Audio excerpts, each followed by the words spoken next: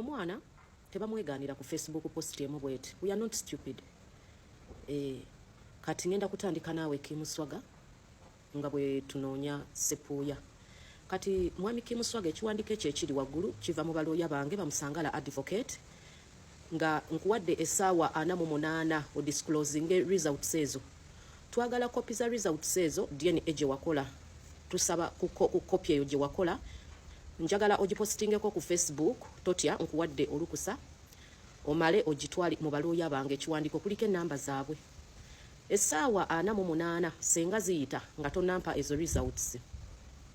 Ngenda kuba nkugulako omusango gwa defamation, child negligence, obutalabirira mwana. Ngenda kubanga nkugulako omusango gwa minor privacy misuse. Naye senga omala okutuwa eyo results, I'm ready for another DNA. Ngenda kola second DNA naawe ngomaze otuwa DNA eyo eyasooka gye wakola kansubire ku myaka 48 gy'olina osobola okipinga ekiwandiiko ekiri sensitive bwe kityo. So mbadde nsaba otuwe ku results mu buntu bulamu. Nsigadde wano nga yenze online parent era nga mama ali mu Ssaga.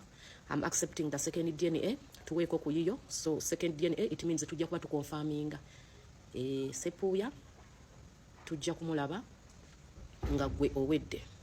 Musibe bulungi mwera.